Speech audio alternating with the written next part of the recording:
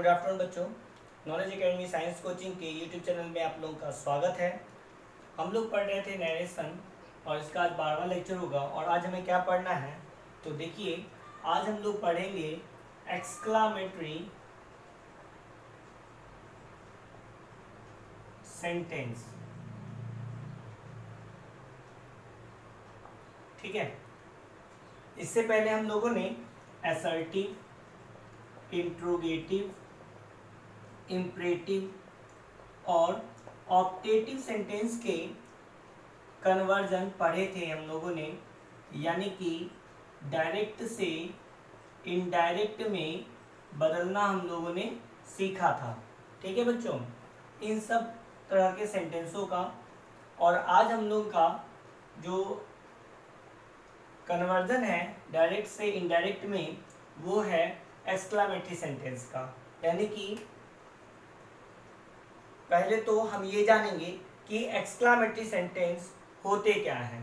तो चलिए शुरू करते हैं।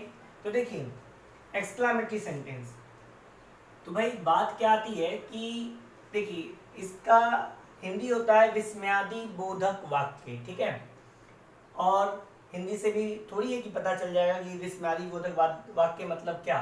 ठीक है, तो हम ये समझते हैं कि एक्सक्लामेटरी सेंटेंस को पहचानेंगे कैसे और क्या है ये। तो देखिए, ऐसे सेंटेंस, ठीक है, जिसमें कुछ भाव प्रकट होते हो, ठीक, कुछ फीलिंग्स जो है वो दिखाई देती हो, जैसे भाई खुशी की फीलिंग हो या दुख का फीलिंग हो, ठीक है, इसी समय आश्चर्य की फीलिंग हो, ऐसे फीलिंग्स जिसमें दिखाई देते हैं, ऐसी भावनाएं जिसमें दिखाई देती हैं, ठीक है, वैसे सेंटेंस को हम एक्सक्लामेटरी सेंटेंस कहते हैं।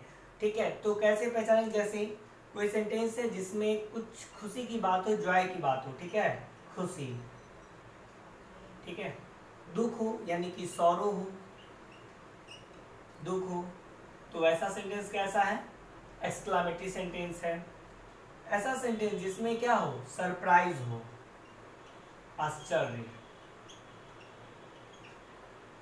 ठीक है, वो क्या है भाई, एक्सक्लामेटरी सेंटेंस है। ऐसा सेंटेंस जिसमें रिग्रीट हो, रिग्रीट समझते हैं, अफसोस, यानी कि अफसोस का भाव प्रकट हो रहा हो, तो वो हम क्या उसे हम क्या कहते हैं, एक्सक्लामेटरी सेंटेंस। तो ऐसे ही कुछ वर्ड्स जो हैं, ठीक है, मतलब सेंटेंस में ऐसी कुछ चीजें दिखाई देंगी, खुशी, दुख, आश्चर्य, अफसोस, क्रोध, ठीक है, इस तरह की बातें, तो हम लोग कहेंगे वो सेंटेंस कैसा है, एक्सक्लामेटरी सेंटेंस है।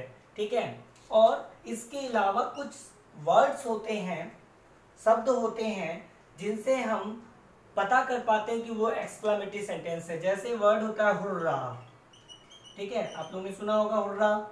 ठीक है, ये कैसा वर्ड है, यानी कि जब कोई मैच जीत जाता है, खेल रहा है, ठीक है, कोई भी गेम तो उसमें जीत जाता है, तो हुर्रा हुर्रा करते हैं, ठीक है बच्चे लोग, तो वही है ये। तो वो क्या जाहिर कर रहे होते हैं, खुशी जाहिर कर रहे होते हैं। ठीक है, ओह ओह, ये एक शब्द है, हम लोग इससे क्या करते हैं, दुख जाहिर करते हैं। ठीक है, तो इसी तरह के ब्रावो, ठीक है, तो ब्रावो से भी हम किसको जाहिर करते हैं, खुशी को जाहिर करते हैं, ब्रावो। तो ये सब वो शब्द हैं जो क्या है, इन भावनाओं को रिप्रेजेंट करते हैं। तो ये सभी जो हैं किसके अंतर्गत आ जाते हैं, एक्सक्लामेटरी सेंटेंस के अंतर्गत। ध्यान रखिएगा, इन्हें एक्सक्लामेटरी वर्ड्स नहीं कहते हैं। ये जो वर्ड्स आप देख रहे हैं ना, ये इंटरजेक्शन है बच्चों। इंटरजेक्शन आप लोगों ने पढ़ा होगा, ठीक है, पार्ट ऑफ स्पीच, ठीक है, noun, pronoun, adjective, adverb, preposition, conjunction, interjection, तो उन्हीं में से ये एक है। ठीक है, तो चलिए आगे बढ़ते हैं। तो भाई ये सब शब्द जो है इंटरजेक्शन के अंतर्गत आते हैं, तो पहले इसे लिख लीजिए, क्योंकि इससे पता चलेगा क्या भाई, इन सब शब्दों से एक्सक्लामेटरी सेंटेंस के बारे में पता चलेगा। ठीक है,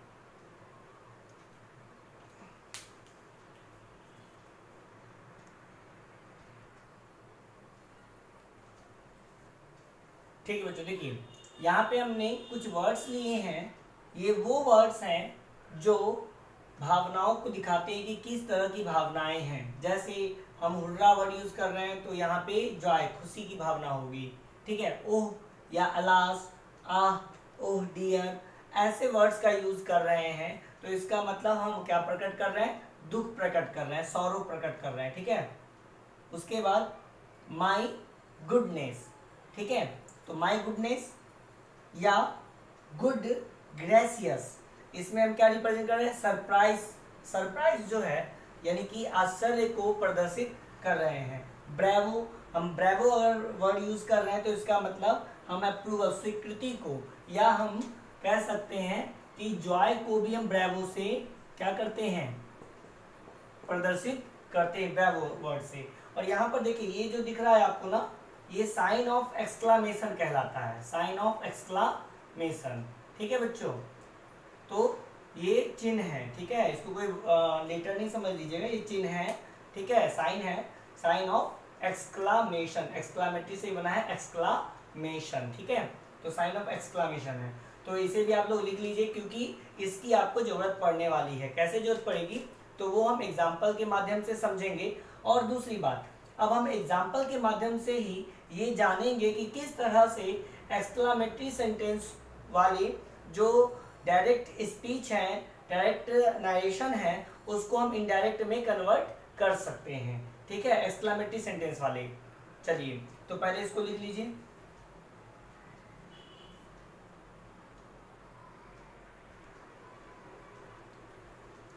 ठीक है बच्चों, देखिए यहाँ पर हमने दो सेंटेंस लिए हैं।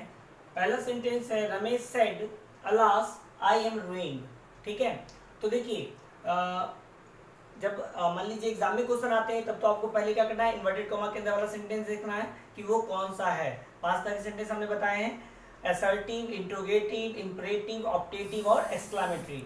तो आप यहाँ पर देख सकते हैं कि ये एक्सक्लामेटरी है। हमने आपको सभी के लिए पहचानने का तरीका ही बताया, हर लेक्चर में हमने पहचानने का तरीका बताया। यहाँ भी भाई आपको पता चल ही रहा है क्योंकि टॉपिक हमारा एक्सक्लामेटरी सेंटेंस का था, तो यहाँ से तो ये सबको पता चल ही गया होगा। लेकिन जो जब ये एग्जाम में आएगा तो कैसे पता करेंगे, तो भाई आपको क्या देखना है, ये यही जो है, ये जो वर्ड दिख रहा है आपको, हमने भी बताया था, लिखवाया भी था हमने कुछ वर्ड। तो देखिए ये वर्ड जो है ये बता देगा आपको कि ये एक्सक्लामेटरी सेंटेंस है। जैसे यहाँ पे लिखा हुआ है अलास, ठीक है, तो ये क्या है, एक्सक्लामेटरी सेंटेंस है। और दूसरा कौन बताएगा, ये साइन ऑफ एक्सक्लामेशन, ये आपको बता देगा कि ये कैसा सेंटेंस है, तो एक्सक्लामेटरी सेंटेंस है, ठीक है यहाँ पर। और देखिए आगे क्या कह रहा है, आई एम रूइंड, ठीक है, तो रूइन मतलब होता है RUIN, रूइन मतलब होता है बर्बाद होना, ठीक है, बर्बाद होना।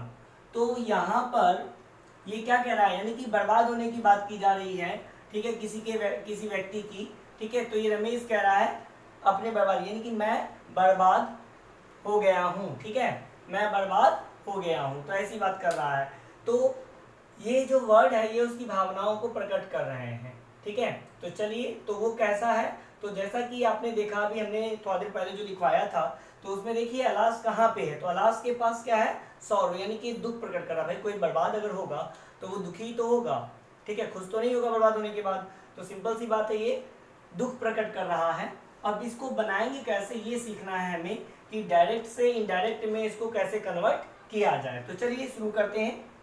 अब देखिए यहाँ पे बहुत ही सिंपल, बहुत ही आसान है, ठीक है, कोई कॉम्प्लिकेशंस नहीं है यहाँ पे। देखिए भाई स्टार्टिंग करते हैं, यहाँ से बदलना स्टार्ट करते हैं। तो हमने क्या लिख लिया, रमेश लिख लिया, ठीक है, कोई दिक्कत नहीं, ये रमेश हो गया, ठीक है। उसके बाद सेट, तो आप देखते थे कि अलग अलग तरह के सेंटेंस के लिए सेट जो है अलग अलग तरीके से आया, तो उसी तरह से यहाँ पर भी थोड़ा सा बदलाव होगा। तो सबसे पहले क्या बदलाव होगा, सेट के बदले हमें एक्सक्लेम्ड विद जो है एक वर्ड है ये लेके आना है, एक्सक्लेम्ड विथ, ठीक है। तो आपने क्या जाना, तो यहाँ पर साइड में काम करते हैं हम लोग, लिखते चलते हैं, तो एक एक करके सबको हम लोग लिख लेंगे। देखिए अगर रूल की बात करें तो जैसे जैसे सीखेंगे वैसे वैसे रूल लिखते चलेंगे। एक सबसे पहले आपने देखा एक्सक्लेमेटरी सेंटेंस में कि हम सेट के बदले किसका प्रयोग करते हैं, एक्सक्लेम्ड विथ का, तो आपको ये याद रखना है, ठीक है, सेट के बदले एक्सक्लेम्ड विथ, ठीक है, जिस फॉर्म में रहेगा, ये V2 के फॉर्म में तो ये भी V2 के फॉर्म में है, अगर ये V1 के फॉर्म में रहेगा तो ये भी V1 के फॉर्म में रहेगा, ये V5 के फॉर्म में रहेगा तो ये भी V5 के फॉर्म में रहेगा, ठीक है। तो उतना करेंगे जो उतना आप समझदार हो चुके हैं अगर आप हमारे सभी लेक्चर देखते चले आ रहे हैं तो, ठीक है। चीज़ों को छोटे में ही लिखना है, छोटे में याद रखना है और लिंक बना करके ज़्यादा से ज़्यादा उसको बता पाना है, ठीक है, सोच पाना है उस पर, ठीक है बच्चों। चलिए, तो एक्सक्लेम्ड विद हो गया, यहाँ तक तो लिख लिए, ये तो सेट के बदले आ गया। अब जो है, जो फीलिंग्स यहाँ पर है उस फीलिंग को भी यहाँ पर हमें ऐड करना है। तो भाई यहाँ पर आपने देखा कि अलास्ट वर्ड जो वो कैसी फीलिंग्स को दिखा रहा है, दुख वाली फीलिंग्स को, सॉरो वाली फीलिंग्स को, तो यहाँ पर हम सॉरो वर्ड भी यूज करेंगे। तो यहाँ क्या हो जाएगा, सॉरो, ठीक है। तो रमेश एक्सक्लेम्ड विथ सॉरो, ठीक है, यहाँ तक हो गया। अब आ गया कौन, देखिए सेड के बदले भी तक हुआ, ठीक है।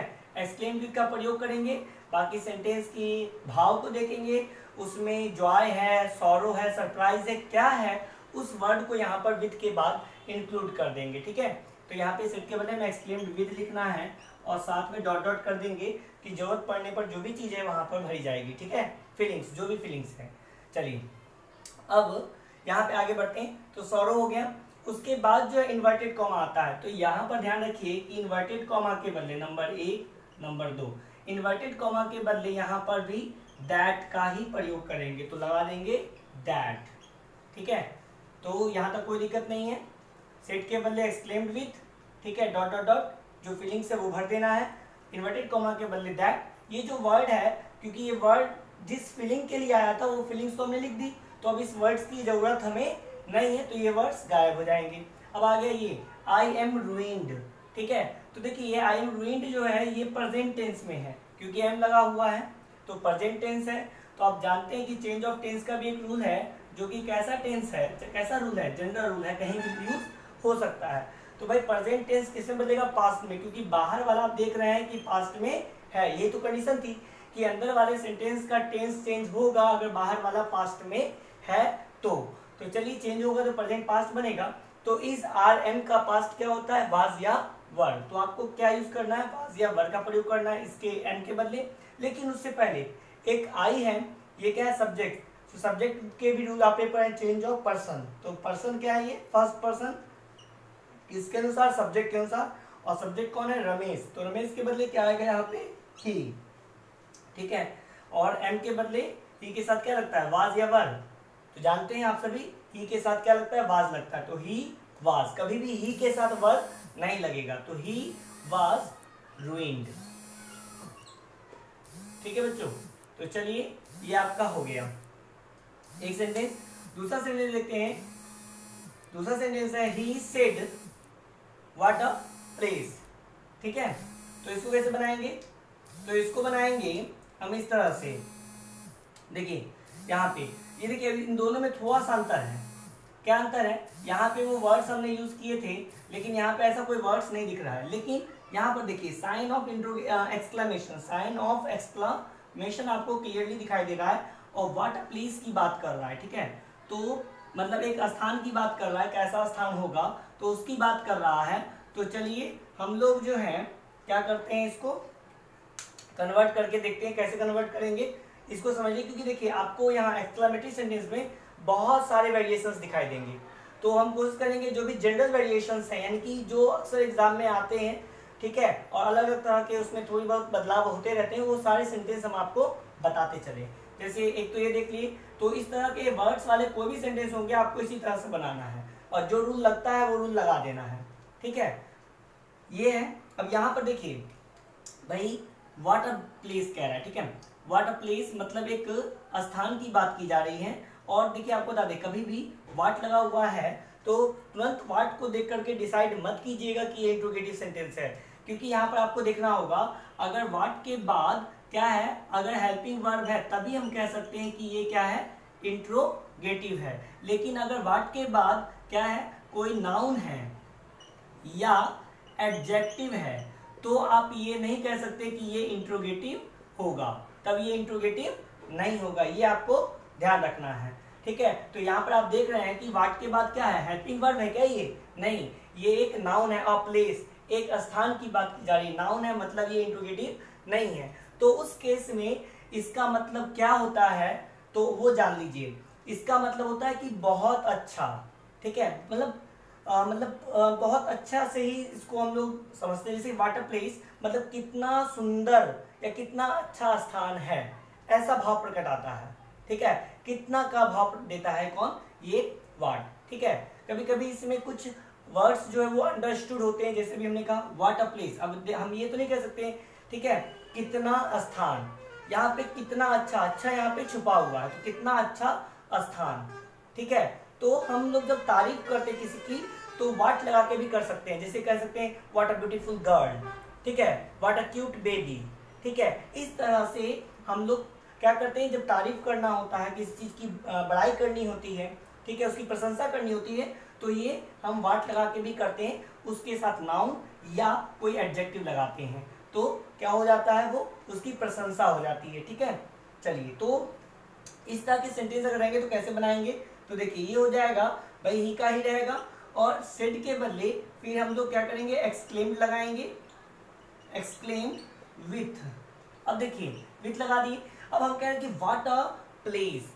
अब देखो, अब व्हाट अ प्लेस अगर हम बोल रहे हैं तो यानी कि स्थान जो है वो बहुत सुंदर होगा, और उसको देख के या तो हमें खुशी मिल रही है या तो हम आश्चर्यचकित है, दुखी तो नहीं हो रहे हैं। ठीक है, तो भाई हम आश्चर्यचकित अगर हो रहे हैं तो विथ सरप्राइज लगा सकते हैं, ये आप पे डिपेंड करता है, या हम लोग जॉय भी लगा सकते हैं। ठीक है, तो ही एक्सक्लेम्ड विथ जॉय या ही एक्सक्लेम्ड विथ सरप्राइज। ठीक है, उसके बाद इन्वर्टेड कॉमा के बदले किसका प्रयोग करना है, दैट का, तो हम लोग यहाँ पे दैट लगाएंगे। उसके बाद क्या है, अब ये जो व्हाट अ प्लेस है इसको क्या करें, तो देखिए जब भी ऐसा कुछ होगा तो ध्यान रखिए, ऐसे सेंटेंस के लिए यहाँ से यहाँ तक ये खुद जो है एडजेक्टिव है, तो इसके लिए सब्जेक्ट के लिए हमें कुछ चाहिए। ठीक है, वो क्या हो सकता है, तो ध्यान रखिए, अगर कभी भी ऐसा लिखा हुआ है यानी कि व्हाट है, यहाँ पर हम बता देते हैं आपको, व्हाट है, उसके बाद कोई भी नाउन या एडजेक्टिव, दोनों में से कोई भी है। ठीक है, उसके बाद भी कुछ हो, और उसके बाद जो है यहाँ पे मतलब कुछ हो या नहीं हो उस पर ध्यान देना, यानी कि यहाँ पे कुछ हो भी सकता है और नहीं भी हो सकता है। अगर कुछ नहीं है तो अपने मन से हम लोग इट इज लगा लेंगे। ठीक है, ध्यान रखना है कि ये इट इज जो है ये क्या है, कुछ नहीं रहने पर, कुछ नहीं रहने पर मान लेना है।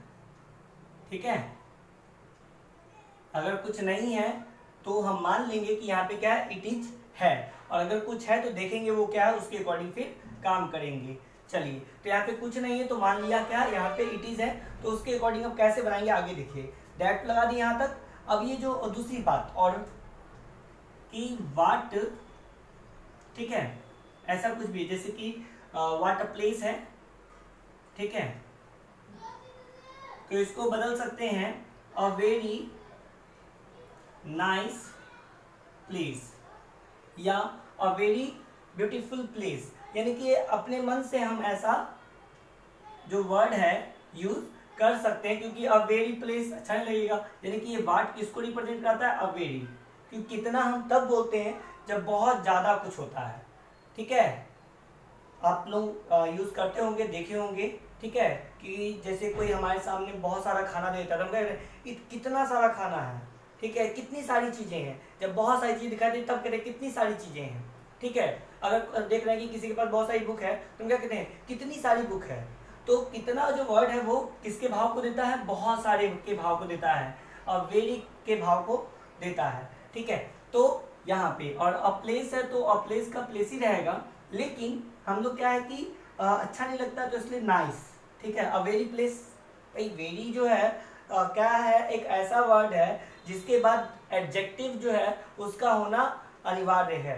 ठीक है, अ वेरी जो है वो नाउन के पहले नहीं आता, वो एडजेक्टिव के पहले ही आता है। ठीक है, ये वेरी, ये आपको ध्यान रखना है। तो इसीलिए अपने मन से हम एक ऐसा वर्ड जो उसके भाव के साथ मतलब अच्छा लगे देखने में, ठीक है, उसके साथ जो है जुड़ सके, तो यहाँ पे कल क्या कर लेंगे, तो इट इज अपने मन से लगाएं। देखिए ये सब काम करना पड़ेगा आपको खुद से, ठीक है, कन्वर्जन में, इसीलिए हमने बताया कि यहाँ पे वेरिएशंस होंगे, आपको बहुत सारी नई चीज़ जाननी होगी, तो जितना ज़्यादा एक्सक्लेमेटरी सेंटेंस का प्रैक्टिस करेंगे उतना अच्छा आपके लिए रहेगा। तो यहाँ पे हो जाएगा विद सरप्राइज या जॉय दैट इट इज। ठीक है, अब देखिए इट इज जो था लास्ट में हमने जो माना था उसको अब आगे ले आएंगे, और इट और इज जो है ये प्रेजेंट का है, तो हम जानते हैं चेंज ऑफ टेंस का रूल, क्योंकि बाहर पास्ट है तो अंदर भी पास्ट होगा। ठीक है, यानी कि प्रेजेंट पास्ट में बदल जाएगा, तो इसका पास्ट क्या होता है, वाज, तो it was a very nice place. चलिए, और या नाइस की जगह पे हम फाइन वर्ड भी यूज कर सकते हैं अच्छा के लिए, ठीक है, तो ये भी हो सकता है।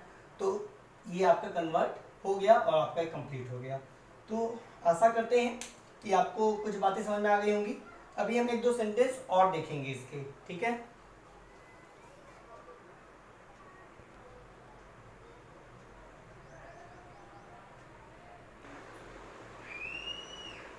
ठीक है बच्चों, तो देखिए 3 सेंटेंस और हमने लिए हैं यहाँ पे। He said nonsense, he said to me good morning, he said to us welcome. तो देखिए ये सब भी वर्ड्स हैं। अब देखिए क्या है ना, सब में कुछ ना कुछ चेंजमेंट होते रहेंगे, ठीक है। अभी तक जो हमने 4 सेंटेंस पढ़े थे, असर्टिव, इंट्रोगेटिव, इम्परेटिव और ऑप्टेटिव, उसमें कुछ रूल बन गए, उसी को फॉलो करना पड़ता था। लेकिन यहाँ पे वर्ड्स के वेरिएशन इतने ज़्यादा होते हैं कि उसके अकॉर्डिंग कुछ ना कुछ नया बदलाव आते रहता है। तो जितना ज़्यादा हम पढ़ेंगे यहाँ पे उतना ज़्यादा हम लोग सीखेंगे, ठीक है। तो और एक दूसरे को आपको क्या करना पड़ेगा, उस पैटर्न को आपको ध्यान में रखना पड़ेगा। पैटर्न अगर आपके माइंड में होंगे तभी जा करके आप जो है इसी के जैसे दूसरे सेंटेंस बना पाएंगे। अगर पैटर्न माइंड में नहीं होगा तो थोड़ा सा बनाना कॉम्प्लिकेटेड हो सकता है और शायद गलत भी हो जाए। तो उससे बेहतर क्या है कि उसका हर एक पैटर्न, यानी कि एक एक सेंटेंस उस पैटर्न का हम ध्यान में रखेंगे कि उसके साथ करते क्या थे। जैसे पिछले 2 सेंटेंस हमें देखिए कुछ वर्ड्स वाले थे, तो वर्ड्स वाले के जो पैटर्न हमने बताया सब उन्हीं पैटर्न पे बनेंगे। दूसरा हम लोगों ने देखा वर्ड वाला, तो उस टाइप का जो भी दिखाई देगा वो सब उसी तरीके से बनेगा। अब एक वर्ड हमने देखा ये नॉनसेंस, या इसी के जैसे कुछ वर्ड्स होते हैं, ऐसे अलग तरह के वर्ड्स होते हैं, ठीक है, तो उसको एक अलग तरीके से हम लोग बनाएंगे, ठीक है। देखिए यहाँ पे क्या करेंगे, ही सेड है तो यहाँ पे हम लिख सकते हैं ही एक्सक्लेम्ड, ठीक है। अब देखिए नॉनसेंस मतलब क्या होता है, नॉनसेंस मतलब होता है बकवास, बेकार, ऐसा, ठीक है। कितना बेकार है ये, कितना बकवास है ये, ऐसा वर्ड होता है नॉनसेंस, ठीक है। नॉनसेंस वही को बोलते हैं, ठीक है। कितना बकवास था या कितना बकवास है, ठीक है, तो हम लोग नॉनसेंस डायरेक्टली बोल देते हैं उसके लिए, ठीक है।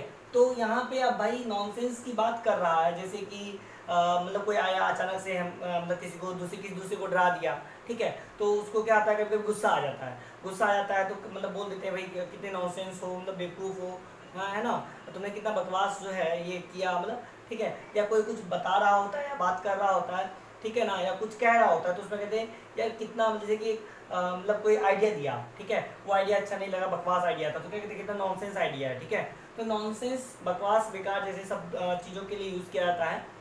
तो ये जो है एक अलग तरह का वर्ड्स है। तो ऐसे वर्ड्स के लिए अब देखिए यहाँ पे हम लोग क्या कर सकते हैं, तो ये एक्सक्लेम, अब पता ही नहीं चल रहा कि नॉनसेंस किस सेंस में यूज़ किया, ठीक है भाई, खुशी होकर के, दुख होकर के, सरप्राइज होकर, क्या पता ही नहीं चल पा रहा है। अगर आपको पता चल रहा है तो विद जो भाव है वो लगा दीजिए। जैसे अगर लग रहा है कि नॉनसेंस वर्ड जो है गुस्से में आकर के किसी ने लगाया है, कोई गुस्सा आ गया है उसके बाद, तो हम क्या लिख सकते हैं, ही एक्सक्लेम्ड विथ एंगर, हम लोग लिख सकते हैं विथ एंगर, ठीक है, हमने लिख दिया भाई गुस्सा करके लगाया था तो ही एक्सक्लेम्ड विथ एंगर, ठीक है। अब देखिए इसके बाद कोई वर्ड नहीं है तो हम क्या कर सकते हैं, इट इज लगा सकते हैं, कुछ नहीं है तो इट इज लगाएंगे। तो यहाँ पर ये इट इज जो है इन्वर्टेड कॉमा के बदले क्या करेंगे, दैट प्रयोग कर लेंगे, और यहाँ पर जो है मान के चलेंगे क्या है, इट इज छुपा हुआ है, तो इसका क्या हो जाएगा, इट वाज, और उसके बाद क्या है, नॉनसेंस, तो नॉनसेंस। कितनी बकवास बात है ना, ठीक है। चलो ये हो गया। अब देखिए यहाँ पर एक चीज और जान लीजिए कि अगर आपको पता ही नहीं चल रहा कि भाई कैसी फीलिंग्स है यहाँ पे, कैसा भाव प्रकट हो रहा है, तो आप इसको गायब भी कर सकते हैं, इसको छोड़ सकते हैं। आप क्या लिख सकते हैं, he exclaimed that it was nonsense, he exclaimed that it was nonsense, ठीक है। तो ये भी आपका क्या हो जाएगा, सही हो जाएगा। इसको अगर छोड़ भी दिया जाए तो विथ एंगर, क्योंकि जब प्रकट नहीं हो रहा भाव तो क्या कर सकते हैं। अगला देखिए यहाँ पे कह रहा है ही सेड टू मी, ठीक है, he said to me good morning. भाई गुड मॉर्निंग कब लोग करते हैं, भाई सुबह में करते हैं, ठीक है, मतलब शुभ सुबह, ऐसा ना, शुभ प्रातः है ना हिंदी में। तो भाई कोई शुभकामनाएं दे रहा है, तो शुभकामनाएं दे रहा होता है तो हम उसके लिए कौन सा वर्ड यूज करते हैं, तो ध्यान रखिएगा। अब यहाँ पे एक्सक्लेम विथ जो है जॉय भी कर सकते हैं, लेकिन उससे बेहतर क्या होता है, एक और चीज है क्या, विश। हम लोग कहते हैं कि विश कर रहे हैं, ठीक है। अगर हम किसी को मतलब जो है प्रणाम करते हैं, या शुभ प्रातः बोलते हैं, शुभ दोपहर बोलते हैं, या शुभ शाम बोलते हैं, या शुभ रात्रि बोलते हैं, तो हम क्या कर रहे होते हैं, मतलब विश कर रहे होते हैं उनको। तो यहाँ पे हम लोग विश से ही रिलेटेड वर्ड यूज करेंगे, यानी कि हम लोग यहाँ पर करेंगे क्या, he wished me, he wished मी, यानी कि सेड टू जो है वो किस में बदल जाएगा, विश्ड में। अब देखिए अब चेंज हो गया, तो विश्ड मी हो जाएगा, और उसके बाद इन्वर्टेड कॉमा के बदले तो दैट का प्रयोग होता है, दैट ही करेंगे, ठीक है। ही wished me that good morning, तो भाई गुड मॉर्निंग लगाएंगे। तो अब देखिए थोड़ा सा इसमें क्या है कि ही wished me that good morning, नहीं, तो उसी केस में यहाँ पर दैट भी गायब हो जाएगा सीधे। ही विश्ड मी गुड मॉर्निंग, ही विश्ड मी गुड आफ्टरनून, ही विश्ड मी गुड इवनिंग, ही विश्ड मी गुड नाइट। कितना अच्छा लग रहा है। तो दैट यहाँ पर नहीं लगाएंगे इन्वर्टेड कॉमा के बदले। तो देखो अब जो थोड़ा सा रूल से हट गया कि नहीं हट गया, भाई एक्सक्लेमेटरी का तो रूल कह रहा था कि दैट लगेगा, अब यहाँ पर तो दैट लगा नहीं। तो ऐसे ही वेरिएशंस आपको दिखाई देते रहेंगे। तो इसीलिए हमने कहा कि देखिए गुड मॉर्निंग वाले जो है 4 तरह के सेंटेंस आप जानते हैं, या इसके अलावा भाई 4 जानते हैं ना, good morning, good afternoon, good evening, good night. उसके अलावा भी आप जानते हैं कि क्या है, ठीक है, जैसे हैप्पी होली, हैप्पी दिवाली, ये भी क्या है, विश है। हम विश करते हैं, हैप्पी होली बोलते हैं, हैप्पी दिवाली बोलते हैं, किसी भी पर्व त्योहार पर हम हैप्पी लगा करके अगर किसी को विश कर रहे होते हैं, ठीक है, तो वो भी इसी पैटर्न से ही बनेगा। जैसे हमने लिखा he said to me happy Holi, तो लिखेंगे क्या, he wished me happy Holi, ठीक है। हमने लिखा he said to me happy Diwali, तो यहाँ भी लिखेंगे he wished me happy Diwali, ठीक है। तो इस तरह से सेंटेंस जो है क्या हुए, तो इस तरह के विश करने वाले सेंटेंस हम देखेंगे कौन से सेंटेंस विश करने वाले होते हैं, किसमें हम शुभकामनाएं देते हैं सामने वाले को। तो हर शुभकामनाएं वाले सेंटेंस को हम इसी पैटर्न से बनाएंगे, ठीक है। तो चलिए आशा करते हैं समझ में आ गया होगा।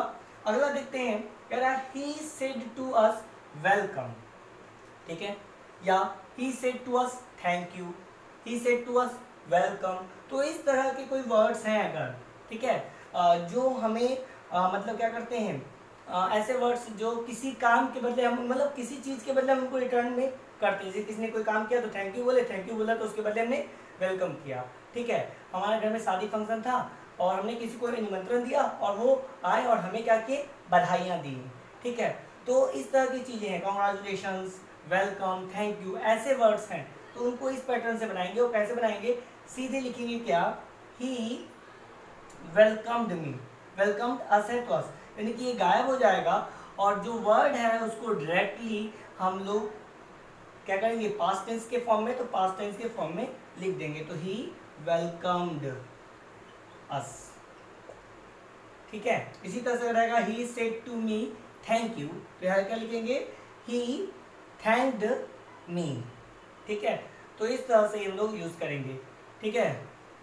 चलिए, तो आशा करते हैं कि ये जो हमने बताया आपको समझ में आ गया होगा। इसे आप लिख लीजिए और कुछ सेंटेंस हम देते हैं जो आपको क्या करना है, बना के लेके आना है। ध्यान दीजिएगा, ठीक है, बना के लेके आना है और उसके बाद, ठीक है, हम फिर अगली क्लास में उसको देखेंगे और देखेंगे कि आपने क्या बनाया। और अब जो है कुछ क्वेश्चंस हम लोग प्रैक्टिस के लिए 2-4 क्लास जो है हम लोग क्वेश्चंस की प्रैक्टिस करेंगे जो एग्जाम में क्वेश्चंस आते हैं, ठीक है। बोर्ड लेवल, देखिए बोर्ड लेवल हो चाहे कॉम्पिटिटिव लेवल हो, सबके लिए एक जैसा ही होता है, कुछ अलग, कुछ नया, कुछ एक्स्ट्रा नहीं होता। इंग्लिश में सब कुछ एक जैसा है, ठीक है। इंग्लिश जो है वो लेवल देख के नहीं आती है, ठीक है भाई, कि ये भाई 10th वाला है, ये इंटर वाले हैं, ठीक है, ये कॉम्पिटिटिव वाले हैं तो इनके लिए कुछ अलग, इनके लिए कुछ अलग, इनके लिए कुछ अलग। ग्रामर का कोई भी पार्ट कहीं से किसी के लिए अलग नहीं हो सकता, किसी के लिए कम या किसी के लिए ज़्यादा नहीं हो सकता। ग्रामर आपको पूरा जानना है तो जानना है।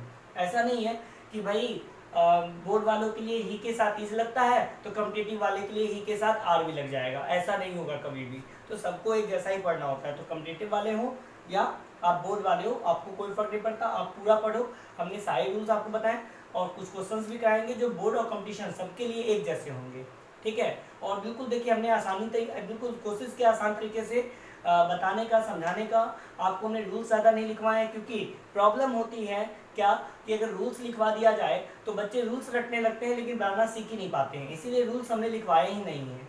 ठीक है, हमने सिर्फ आपको समझाया है, सिर्फ सिखाया है, ताकि आप देखो, बार बार देखो और सीखो उसे कैसे बनाया जाता है, और बनाओ, बार बार प्रैक्टिस करो। ठीक है, प्रैक्टिस से ही आप जो है ग्रामर पर जो है कंट्रोल पा सकते हैं। ठीक है, आप ग्रामर सीख सकते हैं, तो इसलिए प्रैक्टिस बहुत ज़्यादा जरूरी है। प्रैक्टिस गई, आपसे ग्रामर के क्वेश्चन सॉल्व नहीं होंगे। तो चलिए इसको लिख लीजिए, फिर कुछ क्वेश्चन देख देते हैं।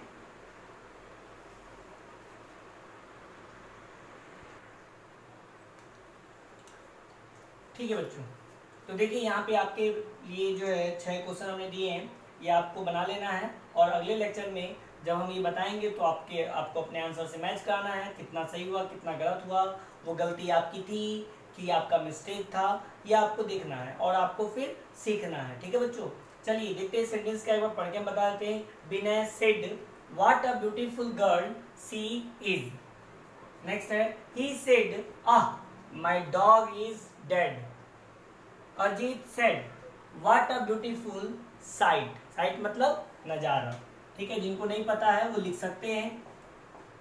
ठीक है, अगर कोई वर्ड मीनिंग ना पता हो आपको तो आप जो है अपना ढूंढ के देख लेना, समझ लेना। ठीक है, ही सेड, और नहीं तो पूछ भी सकते हो, ही सेड ओह इनफ। ठीक है, कह देना उसने कहा बहुत हुआ, है ना, ओह बहुत हुआ। ठीक है, अगर कोई किसी को परेशान कर रहा है तो लोग गुस्सा में बोला रहे या बहुत हो गया, अब हम नहीं झेल सकते, अब हम परेशान नहीं हो सकते। ठीक है, चलिए अगला, she said to me good night. ठीक है, नेक्स्ट है सी सेड हैप्पी होली। तो इस तरह से आपके पास ये 6 सेंटेंस है और आपको बना के रखना है, और हमारे अगली क्लास में उसको अपने आंसर से मैच करा लेना है। हमारे आंसर को देखना है कि भाई आपने कितनी गड़बड़ियां की, और वो गड़बड़ी बाय मिस्टेक हुई आपसे, या आपका जो है कंसेप्ट ही थोड़ा सा जो है मतलब प्रॉब्लम था, तो देख लेना है आपको और सही कर लेना है और सीख लेना है। देखिए, जब तक आप काम नहीं करेंगे तब तक आप नहीं सीख सकते, आपको काम करना पड़ेगा, आपको जो है पढ़ना पड़ेगा, तभी आप सीख सकते हैं। ठीक है, आपको थोड़ा बहुत होमवर्क करना पड़ेगा। ठीक है, चलिए तो आज के लिए रहने देते हैं इतना ही। थैंक यू, चलिए।